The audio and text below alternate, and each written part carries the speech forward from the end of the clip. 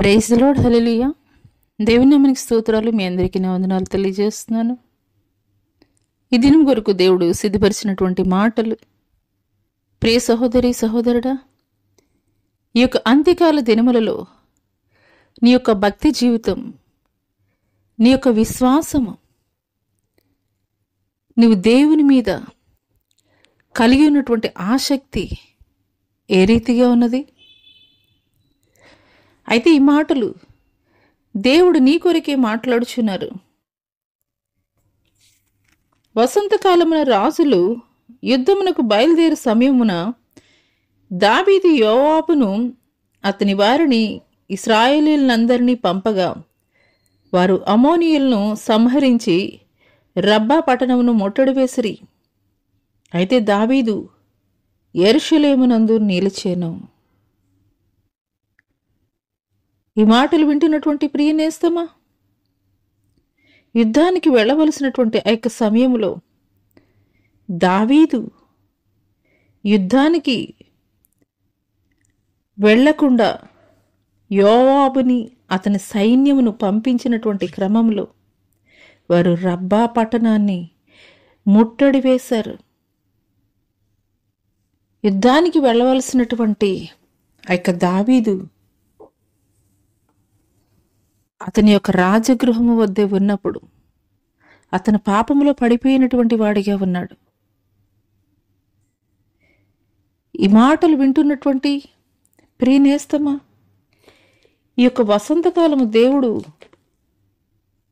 దేని గూర్చి తెలియజేస్తున్నాడంటే గనక ఇజ్రాయేలీయుల యొక్క రాకని గురించి తెలియజేస్తున్నాడు. అంజూరపు చెట్టును చూచి ఒక ఉపమానం నేర్చుకొనుడి. అంజూరపు కొమ్మ లేతదై చిగురించినప్పుడు వసంతకాలమున ఇంకా సమీపముగా ఉన్నదని మీకు తెలియను. చెదరగొట్టబడినటువంటి ఇశ్రాయేలీలందరూ కూడాను 1948లో వారు మరలా వారి యొక్క దేశాన్ని నిర్మించుకోవడం జరిగింది. వారి యొక్క రాజ్యాన్ని మరలా కట్టుకోవడం అయితే కనుక జరిగింది. అంటే యేసుక్రీస్తు వారు చెప్పినటువంటి ఆ యొక్క రాకడ సూచనలు ఆల్రెడీ అన్నీ కూడా మనం చూస్తూ ఉన్నాము. చూస్తున్నటువంటి క్రమంలో నీ యొక్క భక్తి జీవితం ఏ రీతిగా ఉన్నది? గత కాలంలో నువ్వు చేసినటువంటి భక్తి కంటే, విశ్వాసం కంటే అధికము కలిగి ఉంటున్నావా? భయభక్తులు కలిగి ఉంటున్నావా? లేదా నిర్లక్ష్య స్వభావముతోటి వాయిదాలు వేసేటువంటి పద్ధతిలో నీ యొక్క భక్తి, నీ యొక్క విశ్వాసం కొనసాగింపబడుతుందా? ఆ రీతిగా ఉన్నట్లయితే పరిశుద్ధాత్ముడు నీతోటి ఈ మాటలు మాట్లాడుచున్నారు.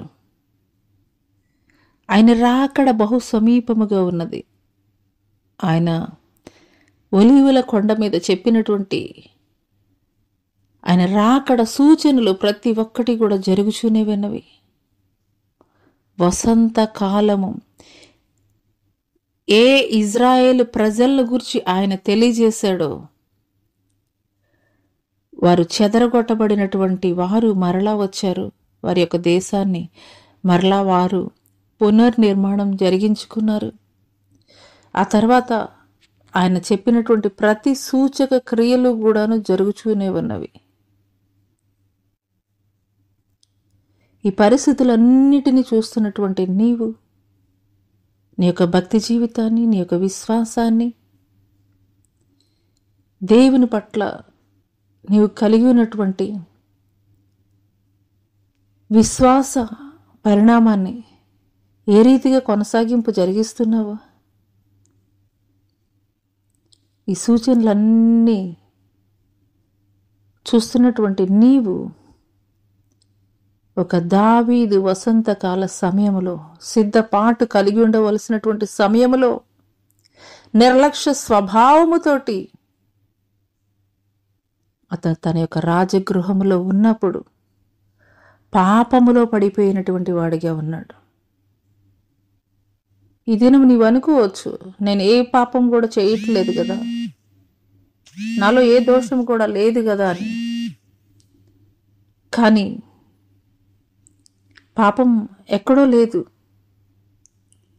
నీ చేతిలోనే ఉన్నది పాపం.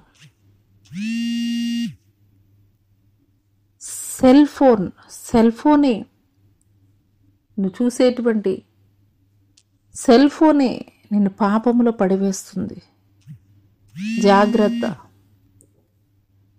సిద్ధపాటు కలిగి ఆయన రాకడ కొరకు గత కాలంలో నీవు జరిగించినటువంటి భక్తి విశ్వాసం కంటే కూడాను అధికమైనటువంటి సిద్ధపాటు కలిగినటువంటి జీవితాన్ని నీవు కలిగి ఉండు.